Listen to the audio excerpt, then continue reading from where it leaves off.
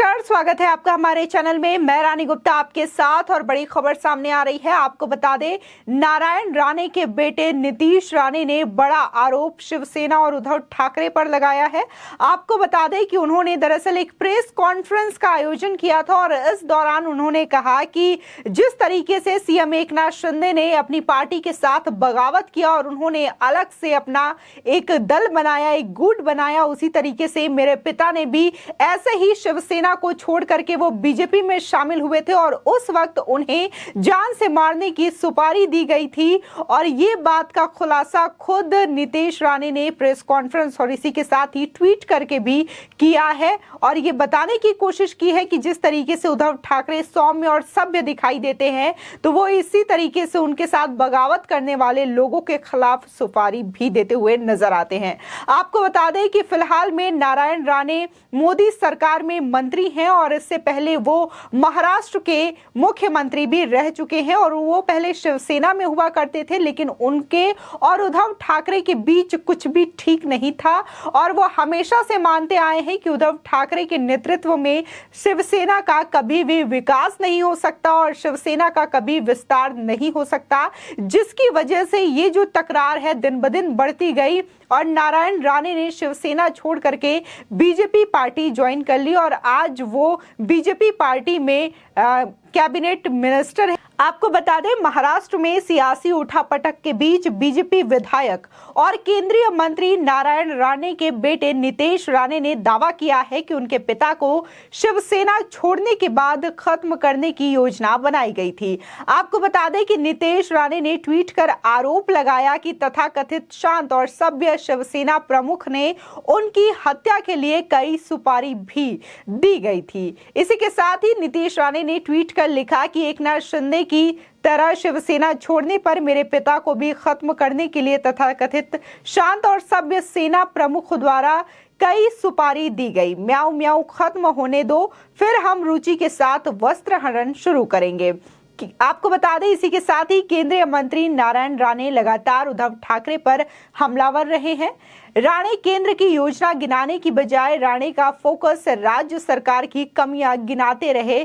जन आशीर्वाद यात्रा के दौरान एक जनसभा में राणे ने कहा था कि उद्धव ठाकरे को लेकर ये शर्मनाक है कि मुख्यमंत्री को ये नहीं पता कि हमें आजाद हुए कितने साल हो गए हैं। अपने भाषण के दौरान उन्होंने पीछे मुड़कर अपने सहयोगी से पूछा था और कहा कि अगर मैं वहां होता तो उन्हें जोरदार थप्पड़ मारता। उनके इस बयान को लेकर महाराष्ट्र में 4 अलग अलग जगहों पर एफआईआर दर्ज कराई गई थी। उसके बाद उन्हें गिरफ्तार कर लिया गया था, हालांकि बाद में उन्हें जमानत मिल गई थी। वहीं आपको बता दें कि नारायण राणे 2005 में शिवसेना छोड़कर कांग्रेस में चले गए। इसके कुछ दिनों बाद उन्होंने अपनी स्वाभिमान पार्टी बनाई और इसके बाद वो बीजेपी में शामिल हो गए और अब इस वक्त बीजेपी में कैबिनेट मिनिस्टर हैं। बीते 14 सालों में बहुत कुछ बदल गया, लेकिन नारायण राणे और शिवसेना के बीच कटुता में कोई बदलाव देखने को नहीं मिला। महाराष्ट्र में हुए सियासी घमासान के बीच महाविकास अघाड़ी सरकार गिर चुकी है। शिवसेना से बगावत करने वाले एकनाथ शिंदे ने बीजेपी के साथ मिलकर अपनी सरकार बना ली है। विधानसभा के साथ ही लोकसभा में भी उनके गुट के नेता को मान्यता मिल गई है।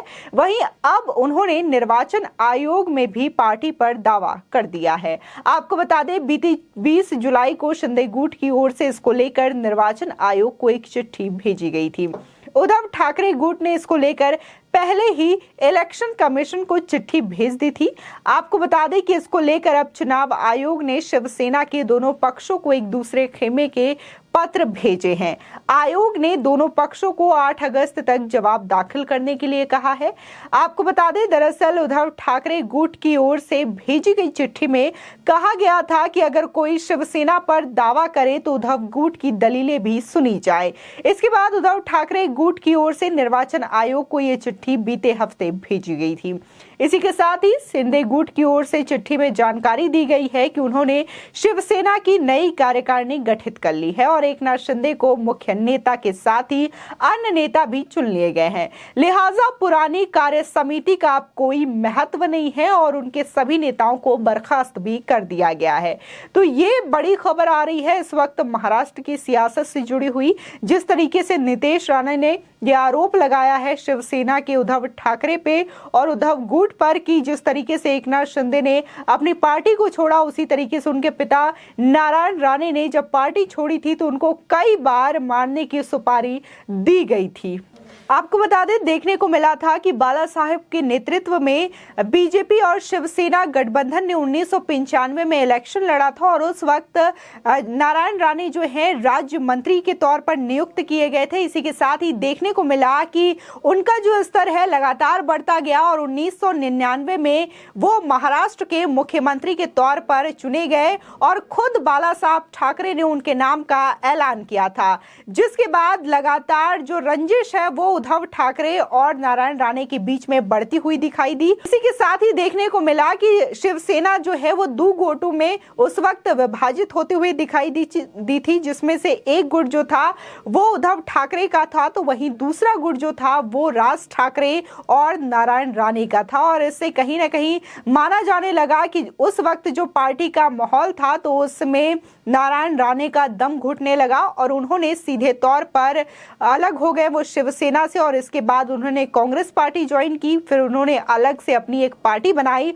और फिर उसके बाद वो बीजेपी में शामिल हो गए। इसी के साथ ही उनके बेटे नीतीश राणे भी इस वक्त बीजेपी से सांसद हैं। आपको बता दें, ये जो रंजिश है वो नया नहीं है, बल्कि ये रंजिश जो है बहुत पहले से चली आ रही है। बाला साहब ठाकरे के नेतृत्व में जब शिवसेना थी तब से ये रंजिश दिखाई दे रही है और जिस तरीके से देखा जाता है कि उद्धव ठाकरे और नारायण राणे के बीच कभी भी कुछ भी ठीक नहीं रहा है और इस बात का जो भविष्यवाणी है कहीं ना कहीं बाला साहब ठाकरे के द्वारा 40 साल पहले ही कर दिया गया था कि ये दोनों किस कदर, इन दोनों के बीच 36 का आंकड़ा है और दोनों एक दूसरे को देख करके नहीं सुहाते। और इसी के साथ ही जो खबरें आती है और जिस तरीके से माना जाता है कि वो महाराष्ट्र के मराठा समाज के कद्दावर नेता है नारायण राणे और इसीलिए उन्हें 1999 में महाराष्ट्र का मुख्यमंत्री बनाया गया था, क्योंकि माना जा रहा था कि अगर मराठा समाज से कोई नेता मुख्यमंत्री बनता है तो इससे महाराष्ट्र में शिवसेना की ताकत